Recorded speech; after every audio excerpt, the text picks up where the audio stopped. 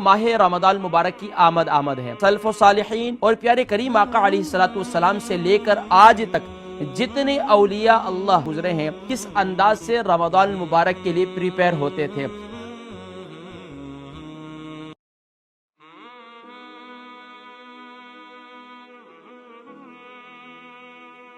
नाज़रीन किराम, माह रमदान मुबारक की आमद है। मरहबा रमदान है और रमदान की आमद है। रमदान की आमद का जो जिस अंदाज से इस्तकबाल करेगा, जितना खुशी से इसका एहतमाम करेगा, यकीनन अल्लाह तबारक व तआला उस पर उतनी ही ज़्यादा नवादिशें और उतनी ही ज़्यादा उस पर अपनी करम नवाजियाँ उस पर अता फरमाएंगे।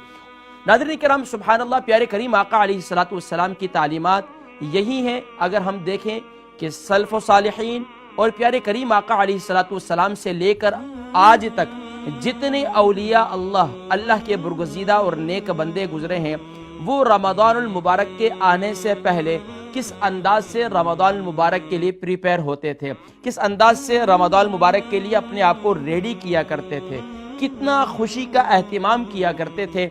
नाज़रीन किराम, बिला तमसील व तशबीह, कल भी मैंने एक मिसाल दी थी कि हुजूर अकरम सल्लल्लाहु अलैहि व आलिहि वसल्लम ने फरमाया कि रमदान शहर उम्मती, और फरमाया कि रमदान शहरुल्लाह, कि रमदान जो है ये अल्लाह का मेहमान है। और सुबहान अल्लाह, इस अल्लाह के मेहमान का किस अंदाज से इकराम करना है, किस अंदाज से एहतिमाम करना है, ये एक अहम और ज़रूरी बात है। कहा जाता है कि प्यारे करीम आका अलैहिस्सलाम की अहादीस तय्यबात के अंदर ये मौजूद है कि रमदानुल मुबारक के अंदर या रमदान मुबारक के आने से पहले जो इसके एहतिमाम में खूब एहतिमाम करता है, खूब यानी कि खुशी का एहतिमाम करता है, सिर्फ खुशी नहीं, यानी दिली तौर पर मुसर्रत तो है ही, लेकिन उसके लिए अपने आप को रेडी करता है अपने ज़ाहिरी बात है, रमदान मुबारक साल में एक दफ़ा आता है और रमदान मुबारक ये एक अजीब इबादत का महीना है, ये नेकियों का मौसम बहार है। इसके लिए अपने आप को रेडी करना होगा।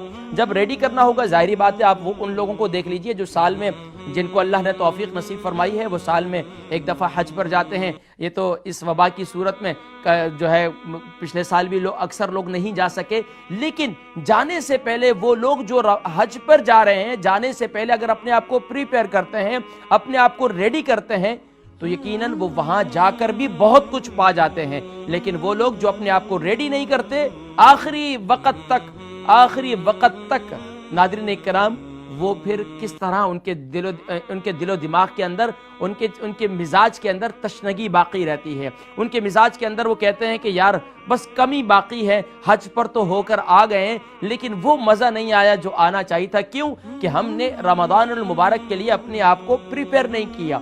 नाज़रीन किराम, इसके लिए करना क्या है? प्यारे करीम आका अलैहिस्सलाम की तालीमात तो ये है, और सल्फ़ व सालिहीन की जो तालीमात हैं वो ये हैं कि वो रमदान मुबारक के आने से पहले उसके लिए अहादीस तय्यबात को पढ़ा करते थे। वो सल्फ़ व सालिहीन के वाक़यात को पढ़ा करते थे कि उनकी ज़िंदगियों में रमदान मुबारक जब आता तो वो किस अंदाज से इसका इस्तक़बाल किया करते थे, किस अंदाज से उसको वेलकम किया करते थे, और वो उसके लिए क्या क्या तैयारियां किया करते थे।